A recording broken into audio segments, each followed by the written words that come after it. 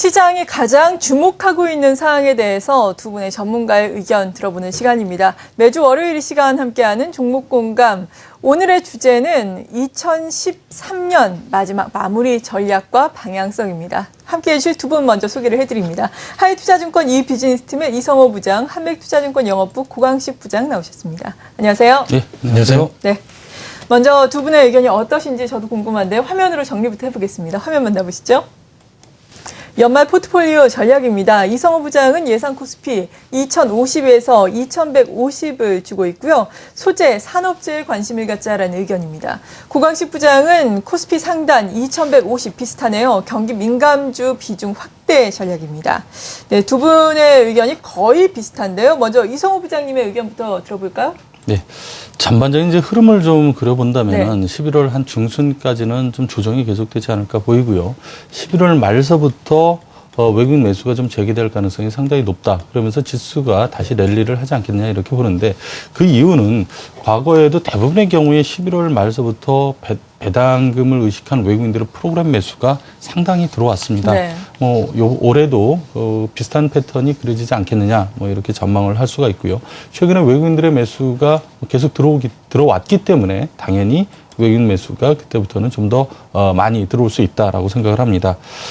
조정 기간이 이제 좀 있을 수가 있는데 이 기간 중에는 아무래도 좀 그동안의 상승폭이 컸던 소재라든가 산업재 이런 주식들의 조정이 지금 깊게 나타나고 있고 또 이런 것들이 좀 더 빠질 수도 있다라고 그렇게 봅니다. 사실 소재 산업재는 기대가 컸었는데 비해서 3분기 실적이 상당히 좀 안 좋게 나와서 실망스러운 점이 크고요. 그러나 조정이 계속된다면은 가격 메리트가 다시 살아나게 되는 거죠. 또 외국인 매수가 프로그램으로 이제 주로 들어오기 때문에 그렇게 될 경우에는 소재 산업재 쪽으로도 이게 앞으로 전망이 어떻든 상관이 없이 계속해서 소재 산업재 쪽으로도 유입이 될 수 있는 부분이 있기 때문에 그래서 소재 산업재 쪽이 좀 유망하고 11월 말 이후부터는 외국인들의 매수에 기댄 프로그램 매수 장세가 이어지면서 한 100 정도 이상 그렇게 가지 않을까라고 생각을 합니다. 좀 많이 가면 2150 정도, 지금보다는 좀 높은 2050을 연말에는 최소 그 정도는 갈 것이다라고 생각을 합니다. 네, 긍정적인 전망을 해주셨네요. 또 역대 이런 지수의 흐름을 통계를 내보니까 11월의 상승률이 다른 달보다 거의 좋았다고 하더라고요. 물론 여러 가지 이유가 있겠지만 배당 투자도 그 배경 중에 하나가 되지 않을까라는 생각도 해보게 됐는데 고광식 부장님께도 상당히 연말까지 좋게 보셨어요. 그 이유는 어디 있나요? 예, 저는 지난 8, 9월 달에도 2150 그 정도 이렇게 예상을 했었습니다만 역시 긍정적인 흐름이 지금 나타날 것으로 보여지고 있고요. 다만 이제 최근에 불거지고 있는 부분은 역시 지난 10월 달에 FOMC 회의에 대한 좀 부정적인 그런 시각이 좀 나타난 것 같습니다. 따라서 글로벌 금융시장이 좀 지수 상승이 둔화되는 그런 모습도 나타났고요. 물론 이제 우리나라 증시도 그 영향을 좀 받고 있는 그런 상황이라고 말씀을 드릴 수 있을 것 같습니다. 그렇지만은 과거 월가의 전문가들이 예상했던 양적 완화 축소 가능성에 대해서는 그때 또 상황에 따라 많이 바뀌거든요. 네. 준비한 그림을 잠시 보시면은 역시 지난 9월 달만 놓고 보면은 월가의 전문가들이 9월 달에 좀 집중돼서 양적 완화 축소 가능성이 높다 이렇게 전망을 했습니다만은 최근 FOMC 회의가 열리기 직전인 지난 10월 29일 설문조사에서는 내년 또 3월 달에 양적 완화를 실시할 가능성이 제일 높다.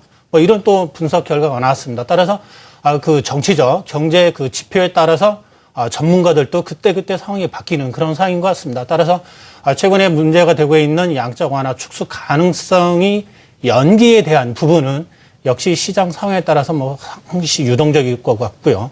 시장에는 상당 부분 반영이 돼 있는 그런 상황이라고 말씀을 드릴 수 있을 것 같습니다. 우리 시장뿐만 아니라 글로벌 금융시장에서도 지난 5월과 9월까지 지속적으로 영향을 받았던 부분, 따라서 글로벌 금융시장, 특히 국내 증시에서도 일정 부분 좀 검증과 테스트를 받은 그런 결과라고 말씀을 드릴 수 있을 것 같습니다. 근본적으로 주가가 상승하기 위해서는 이런 단기적으로 노이즈가 나타날 수는 있겠습니다만은 경제 회복에 대한 기대감, 또 이제 주가가 상승하기 위해서는 기업들의 실적이 원천이라고 말씀을 드릴 수 있을 것 같습니다. 따라서 최근에 나타나고 있는 유럽이라든가 미국, 일부 이제 그 중국의 그 경제 지표가 일부 좀 호전되는 그런 모습도 나타나고 있거든요. 그렇다면 뚜렷한 경제 회복을 바탕으로 한 글로벌 금융시장이 안정을 찾을 것으로 좀 보여지고 있고, 우리 시장을 놓고 본다면 역시 10월 달에 수출 성장이라든가 20개월 연속되고 있는 경상수지 흑자 규모, 이런 그 모습, 최근에 뭐 단기적으로는 외국인들의 그 매수세가 둔화되고는 있습니다만은 역시 추세는 뭐 변화가 없을 것으로 보여지고 있습니다. 오늘 유가증권 시장에서 800억 정도로 매도를 하고 있습니다만은 근본적으로 훼손이 되지 않는다면 우리 그 국내 시장에서는 수급적인 측면, 경제, 건전한 그 제조업이라든가 안정을 찾고 있는 금융 시스템을 고려해 봤을 때 추가 상승 여력이 충분하다, 이라는 말씀을 드리고 싶습니다. 네, 이 경기 자체가 좋아질 것이기 때문에 당연히 지수 자체도 중장기적으로 보자면 좋아질 것이다라고 말씀해 주셨어요. 수급도 자세하게 우리가 짚어볼 필요가 있을 텐데, 앞서서 외국인의 순 매수 규모가 잠시 주춤하다가 11월 말부터 프로그램 매수세를 통해서 배당을 노리고 또 들어올 것이다라고 전망을 해주셨어요. 이런 가운데 기관 같은 경우에는 순 매수로 좀 돌아설 수 있을지 궁금한데, 외국인과 기관의 동향 자세하게 어떻게 전망하세요?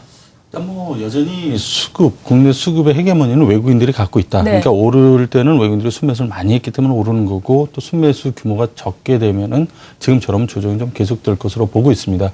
상대적으로 기관의 역할이 굉장히 미흡하다라고 그렇게 볼 수가 있는데요.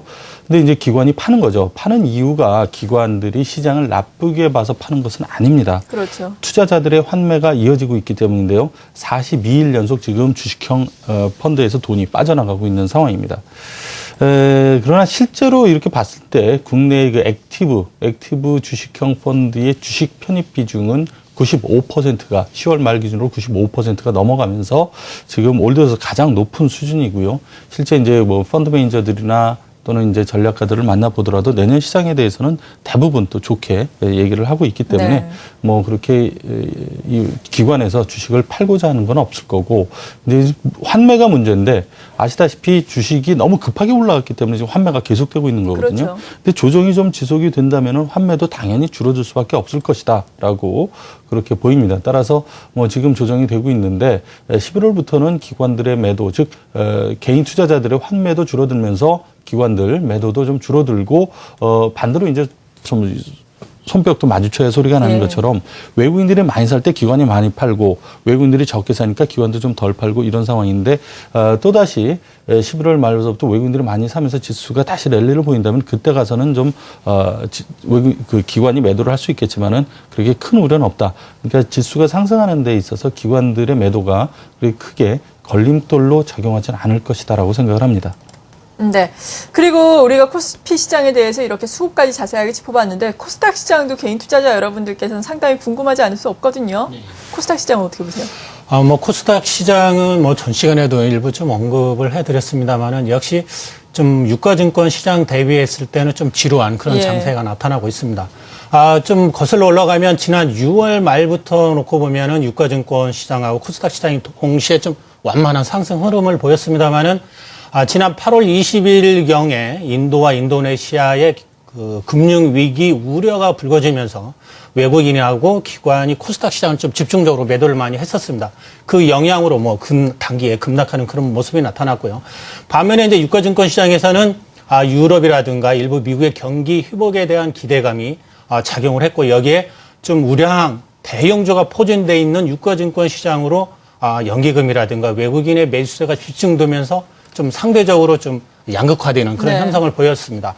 최근의 흐름을 놓고 본다면 역시 코스닥은 뭐 상승과 그 하락을 반복하는, 등락이 반복되는 그런 상황이 연출이 되고 있고요. 유가증권 시장은 좀 주춤하는 그런 상황이 연출이 되고 있는데요. 역시 수급이 관건이라고 말씀을 드릴 수 있을 것 같습니다. 오늘 같은 경우에도 외국인이 코스닥 시장에서 한 100억 정도, 그다음에 기관이 한 80억 정도 매도를 하고 있습니다만은 개인 한 150억 정도로 매수를 하고 있거든요. 네. 누적으로 놓고 보면은 외국인이 1조 7,300억 정도로 매수한 상태입니다. 이 중에 한 1조 2천억이 상반기에 매수를 했고 하반기에는 일단 팔지는 않고 있습니다. 물론 매수세가 좀 약한 그런 모습이 나타나고 있습니다만은 결론적으로 말씀을 드린다면 현 상태에서 좀 비교적 완만한 흐름을 이어가는 가운데 유가증권 시장하고의 좀 상승률 갭을 메꾼다든가 이런 부분이 좀 진행이 될 것으로 보여집니다. 따라서 뭐 코스닥 시장은 3분기, 4분기 실적이 뒷받침되는 그런 섹터와 종목군의 좀 한정 된 그런 좀 투자 전략이 좀 바람직하지 않나 이런 말씀을 드리고 싶습니다. 네, 이렇게 코스닥 시장까지 알아봤는데 앞서서 어떤 업종군에 관심을 가져야 하는지 두 분의 의견도 봤습니다. 일단 이성호 부장께서는 소재 산업재 그리고 고강식 부장께서는 경기 민감주로 말씀을 해주셨는데 투자 전략도 자세하게 들어보겠습니다. 먼저 이성호 부장님께서는 연말까지 우리가 주목해야 할 사항들 어떤 것들이 있는지 짚어주시면서 전반적인 포트폴리오 전략도 제시를 해주시죠. 그 시장에서 이제 그 두 가지 이슈가 앞으로 불거질 수가 있는데요. 네. 첫 번째는 뭐 계속 얘기가 되고 있지만은 연준의 양적 완화 축소 시점이 과연 언제냐. 그렇죠. 이번 10월 FOMC 전까지는 사실 내년 3월이 대세였습니다만은 FOMC에서 미국의 경제 그리고 고용 시장이 뭐 괜찮다라는 그런 평가가 나오면서 이게 올해 12월 또는 내년 1월로 앞당겨지고 있습니다. 만약에 이게 뭐 올해 12월 달 된다면 시장에는 상당히 큰 충격이 있을 수가 있기 때문에 그만큼 악재다라고 그렇게 보이고요. 물론 뭐 아직까지는 3월 축소설이 대세이기 때문에 네. 그렇게 큰 문제는 아닙니다만은 혹시나 뭐 생각을 좀 해봐야 된다. 라고 생각을 하고요. 두 번째는 ECB의 금리 인하입니다.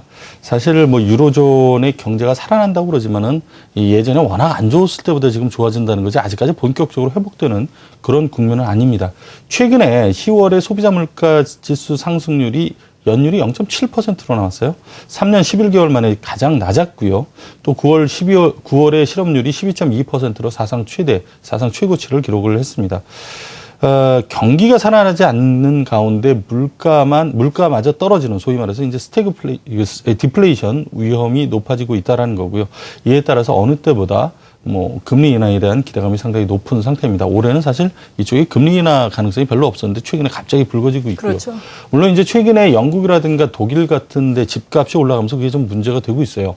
또 그리고 독일의 그 반대가 심할 것이기 때문에 이게 과연 금리가 인하가 될 것인지에 대한 아직 거기에 대해서는 미지수지만은 어쨌든 이번 목요일이죠. 22회의가 있고 다음 달에도 있는데 여기서 금리 인하 또는 예전에 LTRO처럼 어떤 유동성을 푸는 정책이 나온다면은 국내 증시에 상당히 도움이 될 수 있는 그런 어떤 반전의 계기가 될 것이다라고 그렇게 생각을 합니다. 그래서 이 두 가지를 우리 투자자 여러분께서는 좀 주목하실 필요가 있다라고 생각하고요. 예.